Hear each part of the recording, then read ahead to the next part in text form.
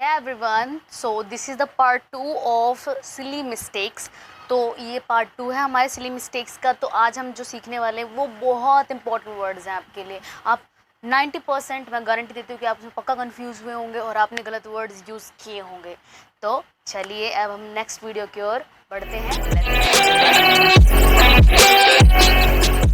Personal versus personnel. Personal PERSONAL and PERSONNEL personnel.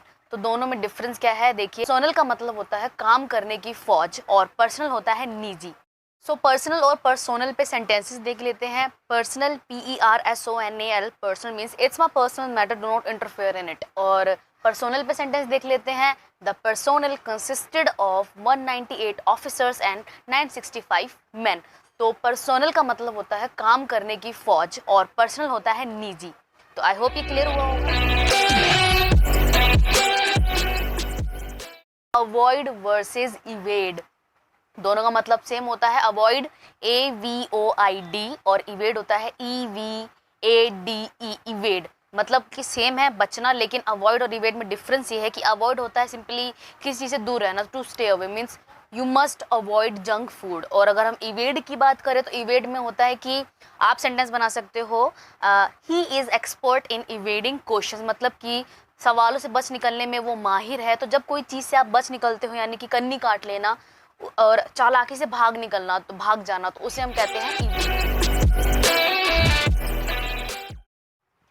अब जो आपका शब्द है वो है क्वाइट वर्सेस क्वाइट। प्रोनाउंसिएशन में सेम है पर स्पेलिंग डिफरेंस है। इन्हें हम होमोफोन्स कहते हैं जिनकी प्रोनाउंसिएशन सेम हो। ओके, साउंड सेम होते हैं, सिमिलर साउंड्स है पर इनकी मीनिंग डिफरेंट होती है, तो इसे हम कहते हैं होमोफोन्स। तो क्वाइट और क्वाइट, एक क्वाइट है QUIET।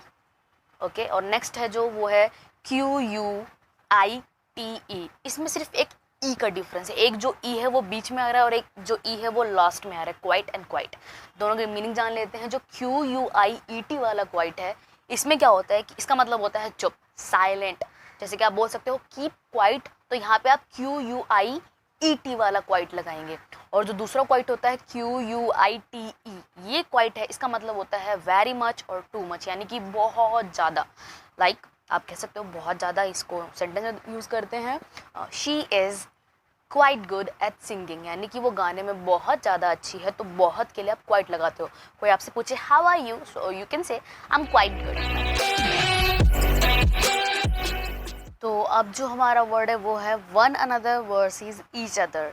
ओके, तो इसमें डिफरेंस क्या है ये देखिए। सबसे पहले तो ये दोनों के दोनों रेसिप्रोकल प्रोनाउन है। अब रेसिप्रोकल क्या होता है, ये वर्ड निकला है रेसिप्रोकेट से, जिसका मतलब होता है टू गिव बैक, यानी कि ईच अदर और वन अनदर में भी सेम मीनिंग। इसका मतलब होता है आपस में। ओके, तो जैसे कि मीना और नीरा एक दूसरे से बात कर रहे हैं या फिर आपस में बातचीत कर रहे हैं, तो Meena and Neera are talking with each other. तो यहाँ पे सिर्फ दो लोगों की बात हो रही है, तो यहाँ पे हम क्या लगाएंगे इसके लिए, ईच अदर।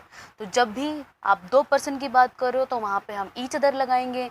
लेकिन वहीं आप पूरे ग्रुप की बात कर रहे हो या फिर दो से ज़्यादा लोग हैं, उनके आपस में कुछ कोई चीज़ होने की बात कर रहे हो, तो वहाँ पे हम लगाते हैं वन अनदर। जैसे कि एग्जांपल है the students congratulated one another after delivering the speech. तो क्लास में स्टूडेंट्स एक दो या नहीं बहुत सारे होते हैं, तो उसके लिए हमने क्या यूज़ किया, वन अनदर। और ईच अदर कहाँ यूज़ होता है, हमेशा सिर्फ दो के लिए, और दो से ज़्यादा हो तो वन अनदर।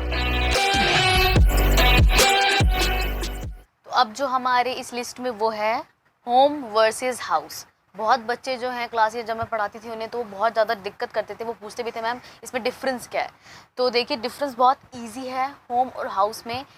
जब आप ढांचे की बात करें, यानी कि जो घर सीमेंट और ईंट से मिलकर बना है, तो उसे हम हाउस बोलते हैं।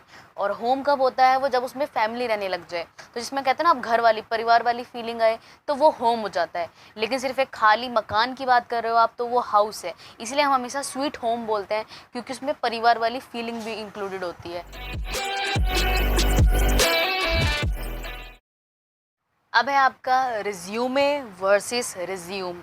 स्पेलिंग दोनों के सेम है, प्रोनाउंसिएशन में थोड़ा सा डिफरेंस है। एक है रिज्यूमे और दूसरा है रिज्यूम। तो देखिए डिफरेंस क्या है।